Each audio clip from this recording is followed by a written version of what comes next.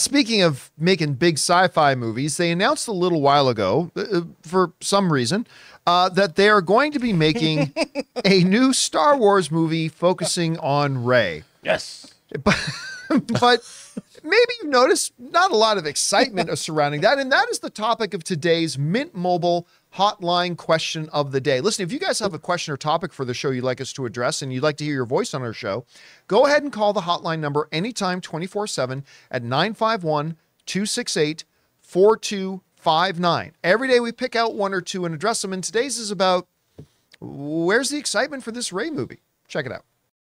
Hey, how's it going, John? I'm Marcus from Edmonton, Alberta here, and I'm calling about the Rey movie that's in development at Lucasfilm.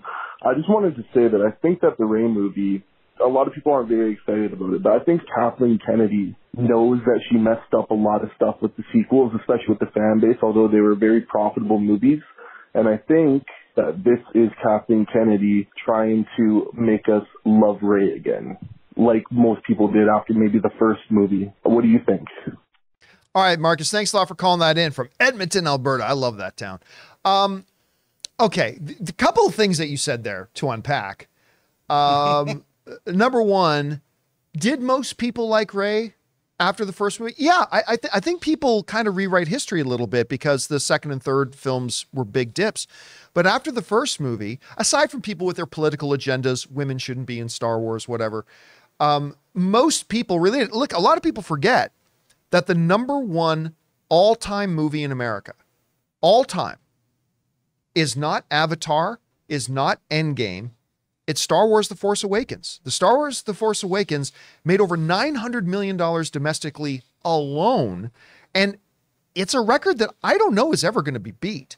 At least maybe not in my lifetime. It's an incredible what it did here. And a lot of people were really very, very much on board with the film. And they really liked her. I was one of them. I really liked her. And by the way, I still love Daisy Ridley. I think she's a phenomenal talent. I do. As far as why Kathleen Kennedy is doing it, the more negative me would say, because she's trying to give a final FU to Disney when she leaves and walks out the door. I still telling by the end of the year, she's going to be out. But that's probably not it. That's just the pessimistic side of me. You might be right, though.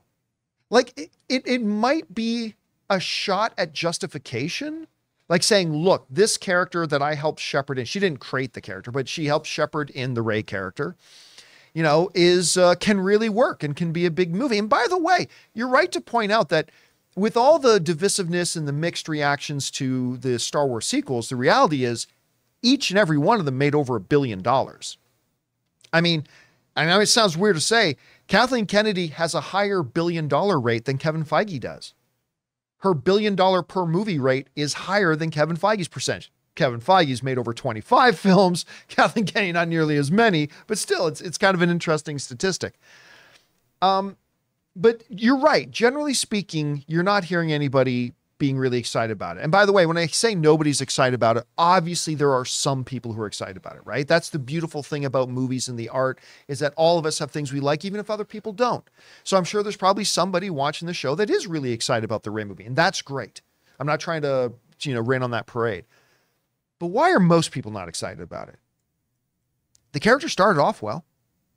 I mean, I really liked Rey in the first film. She was kind of a quintessential kind of Star Wars character. The problem is that Star Wars itself kind of mangled the character which again, I think all of Star Wars's ills over the last number of years all comes down to the one underlying problem is that they never had a plan and they just winged it and they just went and did whatever. It was never anybody's intention that Rey was going to end up as the granddaughter of Palpatine. That was never part of the plan. That was the last second of, well, what the fuck are we going to do? We lost all our directors now. Palpatine. The dead speak, John. The dead speak. Grandpappy Palpatine. Oh, wait, he built the largest fleet in the history of the galaxy. Nobody noticed. Okay. And they're all Star Destroyers now? They're all Death Stars now? Okay, cool. Anyway, I'm not going to get into the travesty that was the rise of Skywalker. But that being said, they themselves really undermined the character. And Rey, fairly or unfairly, and maybe it's unfair, kind of became the face and the representation of that no plan, directionless Star Wars. And she's kind of the representative of it. And so I think, fairly or unfairly, Rob, I don't know what you think about this, but I think fairly or unfairly now when people think of Rey, the character, you cannot help but think about the sequel trilogy as a whole and all the problems that came. And I say this as somebody who loved the first one. I loved The Force Awakens. I really did. I had a great time with it.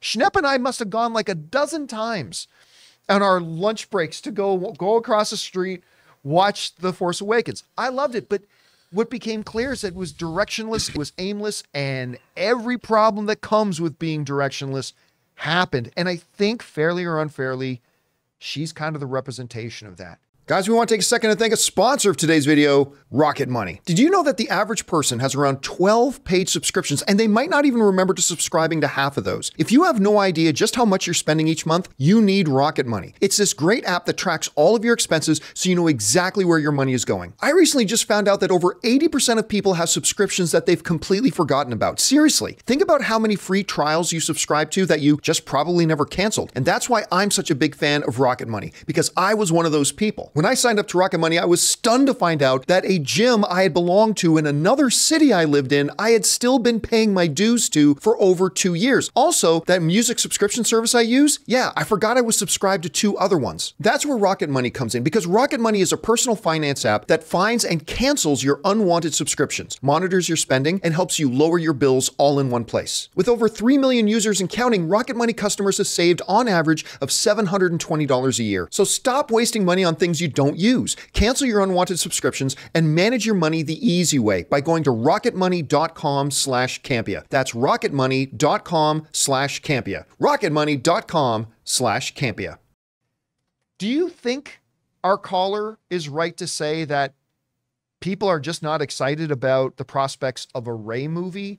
I mean, obviously we're on record that we don't think this is a movie they should do, but if they're not excited, why do you think people aren't excited for her? What do you think? Well, I think it's all of these things, but you know, when it really comes right down to it, you have to look at Star Wars, the first Star Wars, as the template for the entire universe. That movie is fun all the way through, from the very beginning. The first time, you know, you get inside that blockade runner, and did you hear that? They've shut down the main reactor. We'll be destroyed for sure. There'll be no escape for the princess this time. You're listening to some effete robot speaking in a very British accent to this astromech droid going, who the hell are these people? And you have a smile on your face. And when you meet Princess Leia, because you meet her way before Luke, what does she do? She's got a gun. She's putting secret plans into R2. She's gunning down stormtroopers. When she gets confronting Vader, this bad guy who's twice her size, Darth Vader. Only you could be so bold. I mean, immediately when you meet her, she is a badass. And she's getting in the face of people. She's lying to Tarkin. She's like, this is some rescue. She grabs a stormtrooper blaster. She's fun. You love her. Rey, never fun. She's not fun. Every time you're with her, it's like I'm waiting for Rey to have some kind of fun in this movie. I want to have fun watching her. Never did. And as a Star Wars character, should be nothing else than bring a smile and put a smile on your face. And I'm not saying, I mean, Daisy Ridley always felt like she was kind of depressed.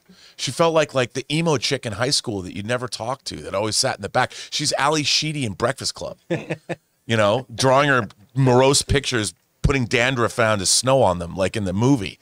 And I'm just like, why do they want to, they made this whole trilogy around her. It's like, man, I could be Kylo Ren's girlfriend. And if she was embraced, that could be fun.